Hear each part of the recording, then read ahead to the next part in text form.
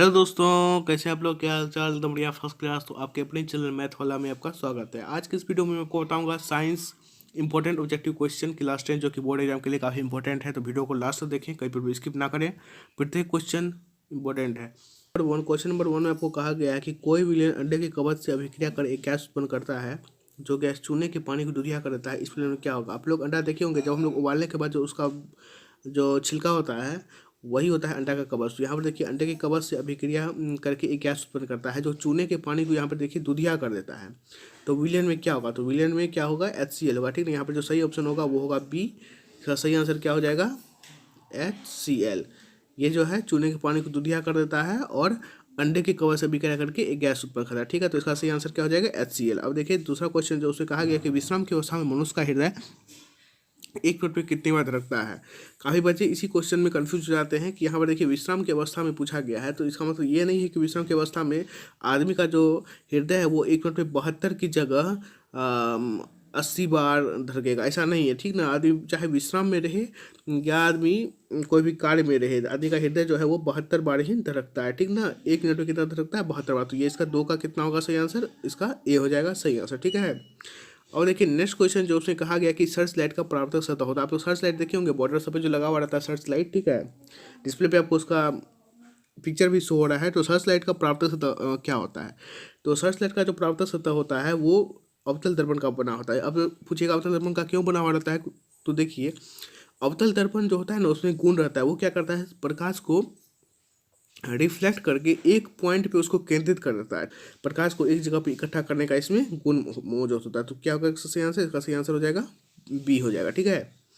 अब देखिए next question जो कहा गया उसमें कहा गया कि तेल युक्त एवं वसा युक्त खाद्य पदार्थ थोड़े ही समय के बाद सड़ने लगते हैं, जिसका मुख्य कारण क्या था? आप लोग देखिए होंगे कि घी जो होता है या मक्खन जो होता है, अगर हम लोग इसे थोड़े समय के बाद अगर मतलब इसे अगर हम लोग खुला छोड़ देते हैं तो वो देखेंगे कि आप लोग कुछ समय के बाद वो खराब हो जाता है। ठीक है, उसमें सड़ने का बदबू आने लगता है। तो उसका मेन कारण क्या है? देखिए बहुत सारे बच्चे जो है उनमें से या तो ये ऑप्शन मारेंगे या तो ये ऑप्शन मारेंगे, जबकि ये दोनों जो ऑप्शन है वो हम सरासर गलत है। इसका जो सही आंसर होगा वो होगा ऑक्सीकरण। ऑक्सीकरण के कारण तेलयुक्त एवं वसायुक्त खाद्य पदार्थ जो है वो थोड़े समय के बाद सड़ने लगते हैं। तो इसका सही आंसर क्या हो जाएगा? सी हो जाएगा इसका सही आंसर। ठीक है। और देखिए नेक्स्ट क्वेश्चन जो है क्वेश्चन नंबर 5 में आपको कहा गया कि निम्नलिखित में से कौन एक दहन अभिक्रिया? तो यहाँ पर देखिए 4 ऑप्शन है, जल का उबलना, मोम का पिघलना, पेट्रोल का जलना और इनमें से कोई नहीं। तो कई बच्चे जल का उबलना मार देंगे या तो मोम का पिघलना मार देंगे। ये नहीं आपको मारना है, आपको क्या मारना है? सी में मार करना है। पेट्रोल का जलना जो है वो एक दहन अभिक्रिया है। ठीक है। क्वेश्चन नंबर 6 में आपको कहा गया कि किसी वस्तु को हवा में जलने के लिए एक निश्चित न्यूनतम ताप की आवश्यकता होती है जो कहलाती है।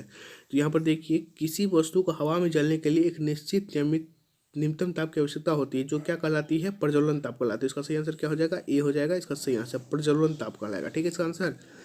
अब देखिए क्वेश्चन नंबर 7 में आपको कहा गया कि पौधों में जाइलम द्वारा पदार्थों का स्थानांतरण। पौधों में जो हम लोग खाद्य पदार्थ देते हैं, खाद्य सब जो देते हैं, उर्वरक सब देते हैं, वो जाइलम द्वारा स्थानांतरण किस प्रकार होता है? तो ये ऊपर की ओर होता है। ये हमेशा याद रखिए, पौधों में खाद्य पदार्थों का स्थानांतरण जाइलम द्वारा कहाँ होता है? ऊपर की ओर। तो इसका सही आंसर क्या हो जाएगा? बी हो जाएगा इसका सही आंसर। ठीक है। क्वेश्चन नंबर 8 में आपको कहा गया कि मनुष्य में प्रमुख उत्सर्जी अंग है। देखिए मनुष्य में प्रमुख उत्सर्जी अंग जो होता है ना वो उसका वृक्क होता है। ठीक है, वृक्क ही उत्सर्जी अंग होता है।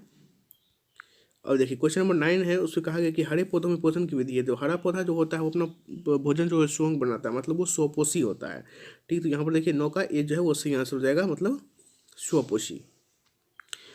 क्वेश्चन नंबर 10 आपको कहा गया खुला परिसंचरण तत्व पाया जाता है। देखिए यहाँ पे 4 ऑप्शन दिया गया है। ठीक है, पुरुष में, कॉकरोच में, घोड़े में, स्त्री में।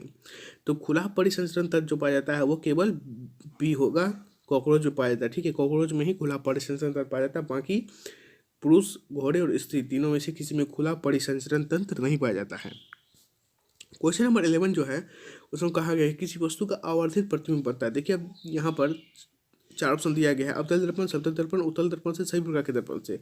तो किसी वस्तु का जो आवर्धित प्रतिबिंब बनता है ना वो केवल अवतल दर्पण से ही बनता है। बाकी देखिए समतल दर्पण से तो जितनी बड़ी वस्तु उतनी बड़ी प्रतिबिंब, उत्तल दर्पण से छोटा प्रतिबिंब और अवतल दर्पण से बड़ा प्रतिबिंब बनता है। तो इसका सही आंसर क्या हो जाएगा? ए इसका सही आंसर हो जाएगा। ठीक है।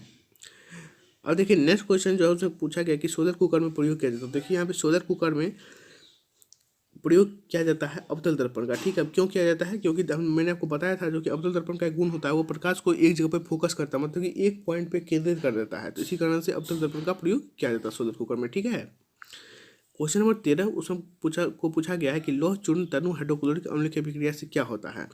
तो लौह चूर्ण का मतलब यहाँ पर सीधी सीधी बात है Fe से। ठीक है, मतलब आयरन से, Fe प्लस HCl अभिक्रिया करके क्या बनाता है, वो बनाता है FeCl प्लस H2। ये देखिए इक्वेशन जो है ना, केमिकल इक्वेशन, ये बैलेंस नहीं है। ठीक है, ये जो इक्वेशन है ये बैलेंस नहीं है। आप लोग इसे बैलेंस करके और इसका जवाब मुझे कमेंट बॉक्स में लिख दीजिएगा। क्वेश्चन नंबर 14 में आपको कहा गया कि रोगियों के नाक कान गले आदि की जांच के लिए डॉक्टर प्रयोग करते हैं। जब भी आप डॉक्टर के पास जाते होंगे, नाक कान गले के डॉक्टर के पास, वहाँ पे आप लोग देखते होंगे कि डॉक्टर एक प्रकार का दर्पण निकालता है। तो बताइए वो दर्पण किस चीज़ का, कौन सा दर्पण रहता है। तो वो जो दर्पण रहता है ना, वो अवतल दर्पण होता है। तो उसका सही आंसर क्या हो जाएगा, 14 का ए हो जाएगा। और मैंने जो आपको सवाल पूछा था ये 13 नंबर का बैलेंस इक्वेशन, इसका जवाब आप लोग जरूर दीजिएगा। मैं आपके कमेंट का इंतजार करूँगा, तो इसका मुझे जवाब जरूर आप लोग रिप्लाई करिएगा। ठीक है, तो आज की वीडियो में बस इतना ही। अगर आपको वीडियो अच्छा लगा तो वीडियो को लाइक करें, चैनल को सब्सक्राइब करें और वीडियो अपने दोस्तों को भी शेयर कर दें। मिलते हैं नेक्स्ट वीडियो में।